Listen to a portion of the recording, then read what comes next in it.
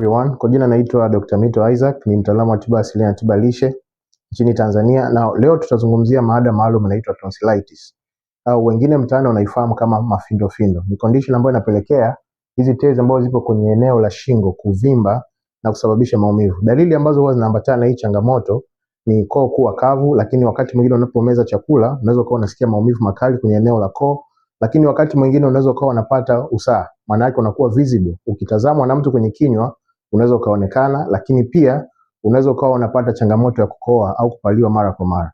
Sasa kwenye mfumo wa tiba asili huwa tunaangalia visababishi au vitu gani ambavyo huwa vinapelekea mpaka ugonjwa kuweza kujitengeneza kwenye eneo maalum, hasa kwenye ile eneo la tonsils au kwenye eneo la mafindofindo. Sasa kwenye upande wa natural medicine kuna mifumo ambayo huwa ikidhoofika, ndio sababu kubwa ambayo inapelekea mtu kuweza kuvimba haya mafindofindo na kusababisha hizi dalili ambazo tumezungumzia awali. Kuna mifumo mikuu mitatu ambayo tutaizungumzia leo. Mfumo wa kwanza ni mfumo wa taka, kitaalamu tunauita lymphatic system, na mfumo wa pili kuna tezi maalum ambazo zinapatikana juu ya figo zinaitwa adrenal gland, hasa upande wake wa nje, na kiungo cha tatu ni kuzungumzia figo. Sasa hivi viungo unaweza ukaona ni viungo ambavyo kwa mtazamo ni viungo vikubwa. Mtu anaweza kujiuliza mafindofindo kuvimba na figo vina mahusiano gani?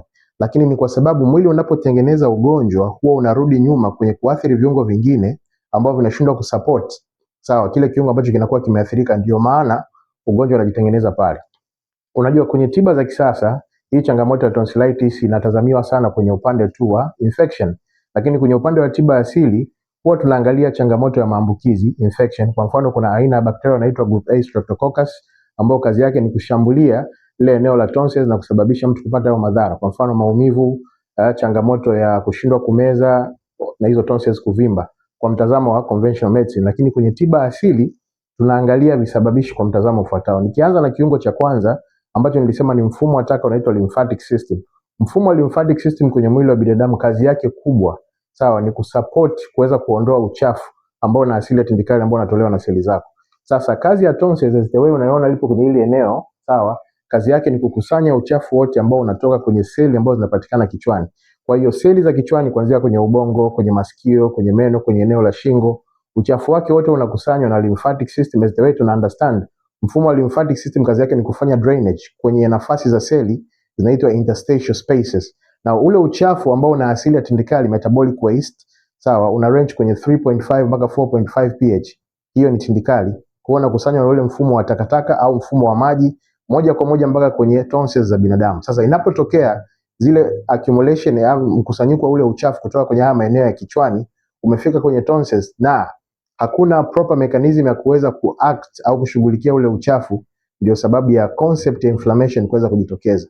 Na tukirudi kwenye mfumo wa tiba asili tunafahamu kwamba mtu ambaye ana tabia ya kuvimba kwa ndani, sisi tuna understand hiyo concept ya inflammation ambayo inahusiana na kuvimba na maumivu kwa definition ifuatayo. Sisi kwenye natural medicine tunaidefine kama it's a natural body's response to acidity. Maana yake mwili wako unaposhikilia uchafu wenye asili ya tindikali kupitia huu mfumo wa taka unaitwa lymphatic system, ndio sababu ya seli zozote ndani ya mwili au kiungo chochote ndani ya mwili kuundergo swelling, maana yake kuvimba au kupata maumivu. Sasa tukirudi kwenye concept ya tonsillitis, maana yake hizi tezi zinakuwa zimevimba, lakini kisababishi cha yote haya ni kwa sababu mfumo wa lymphatic system umekusanya uchafu kwenye eneo la kichwa, umepeleka kwenye tonsils. Sasa hakuna mechanism ya kuweza kuact on ule uchafu, ndio maana hili eneo linaweza likapelekea zile cells kuvimba.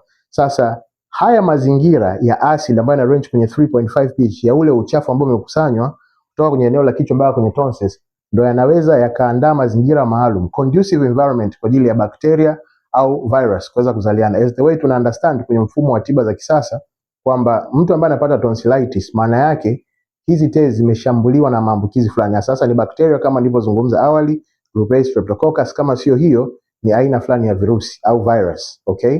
Lakini virus na bakteria wanapenda mazingira ambayo ni acidic. Kwa cha kwanza kilicho attract bakteria na virus kuwepo pale na kusababisha ule ugonjwa kuendelea kukomaa ni kwa sababu ya mfumo wako wa taka wa lymphatic system uliokuja ukaaccumulate kwenye ile eneo, ambao ukapelekea hiyo concept ya kwanza ya inflammation, maana yake kuswell, kuvimba kwenye zile tonsils pamoja na ile hali ya maumivu ambayo unaisikia. Sasa tukirudi kwenye kiungo cha pili ambacho nilizungumzia awali, ni hizi tezi juu ya figo. Hizi tezi juu ya figo huwa pia zikidhoofika, upande wake wa nje kitaalamu tunauita adrenal cortex, unahusika na kuzalisha kemikali zinaitwa steroid type anti-inflammatories ambazo kazi yake ni kupambana na ile hali ya kuvimba na maumivu ambayo kitaalamu tunaita inflammation. Kwa hiyo ukishindwa kuzalisha hizi anti-inflammatory steroids kutoka kwenye hizi tezi kwa sababu ya udhaifu wake, huwezi kuondokana na hiyo changamoto ya tonsils ambazo zimevimba. Well, unaweza kutumia mifumo fulani ya dawa ya kusaidia kukupa utulivu wa muda, lakini unaweza ukaona kwamba ni ugonjwa wa tonsils ambao unakuja kwa kujirudia rudia kila mara, ni kwa sababu unashindwa kuzalisha hizi kemikali za steroids. Na sehemu ya tatu ni hichi kiungo ambacho nimezungumzia, figo. Sasa hapa unaweza ukawa kuna question mark. Alright, na kwa mfumo wa tiba asili na terrain philosophy, sisi tunaelewa kwamba mfumo wa lymphatic system ukishakusanya uchafu kama nilipozungumza awali kutoka kwenye kichwa, huwa unapeleka kwenye mitoki ambayo ipo kwenye eneo la shingo, lakini pia tonsils. Mechanism of action inayoendelea mle ndani inasababisha ule uchafu kuweza kupoa kutoka kwenye 3.5 pH na mwisho wa siku kukusanya ule uchafu na kuupeleka kwenye drainage mechanism, yani mifumo ya kutolea uchafu nje. Sasa inapokuwa imetokea kwamba figo za mtu labda zimedhoofika, sawa, in a certain manner, kwamba manake sisi kuna concept in natural medicine tunaita kidney clogging. Figo zako zimeziba, haziwezi kufanya filtration ya uchafu ambao unatolewa na lymphatic system. Inaweza kusababisha ule uchafu wa lymphatic system kupata kitu kinaitwa lymphatic backup. And this is so true, kwa sababu wakati mwingine watu wengi ambao huwa wanavimba tonsils, tunaelewa mwili wa binadamu ni bilateral. Nikisema bilateral, maana yake umegawanyika sehemu mbili.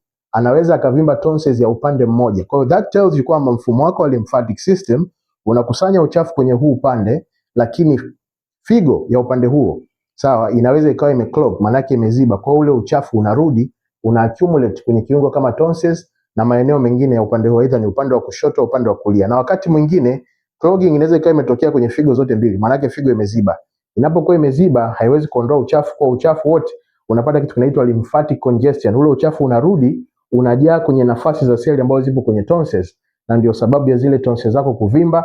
Na hizi tezi juu ya figo zikishindwa kuzalisha hizo steroids ambazo ni anti-inflammatory, kinyume cha inflammation, ile hali ya kuvimba na maumivu, ndio sababu ya tonsils nyingi zinakuwa chronic na kushindwa kuondoa ule uvimbe, na wengi huwa wanaandaa kitu kinaitwa tonsillectomy. Maana yake unaenda kufanyia upasuaji wa tonsils kuweza kuziondoa. Lakini ukiweza kusafisha hii mifumo mitatu kwa kutumia utaratibu maalum wa lishe ambao unapatikana kwenye programu yetu ya Kijani Asili, lakini pia kwa kutumia miti dawa ambao tumeisegment hapa chini pia kwenye prescription, ambapo utahitaji utumie lymphatic supporting formula kwa ajili ya kusafisha ule mfumo wa taka. Utahitaji utumie dawa ambazo zinasaidia kuimarisha na kusupport hizi tezi ambazo ziko juu ya figo, adrenal gland, kwenye uzalishaji wa steroid ili uondokane na ile concept ya inflammation, na ukasaidia concept nzima ya kidney filtration kwa kutumia kidney supporting formula ambayo inasaidia kuondoa uchafu ambao ulitakiwa uondolewe kutoka kwenye mfumo wa taka lymphatic system. Na kuna kitu cha msingi hapa, unapo adapt kwenye ulaji wa matunda immediately, sawa, kuna uchafu ambao unaweza kaanza kujifilter kupitia njia ya figo. Na ukitaka kujua kwamba figo zako zimeziba, fanya very simple test. Chukua mkojo, weka kwenye glasi, funika. Mkojo wako wa kwanza wa asubuhi hifadhi kwenye friji muda wa masaa 3. Baada ya masaa 3, kama figo zako hazija clog na uchafu, utaona kuna vumbi vumbi limetuama chini kwenye ile glasi, as the way unaona hapa. Lakini usipoona hichi kitu, just know that kwamba kuna kidney clogging, ndio sababu ambayo inasababisha mfumo wako wa lymphatic system unashindwa kutoa uchafu na kusababisha hiyo concept nzima ya inflammation. Karibu sana clinic kwa ajili ya msaada zaidi.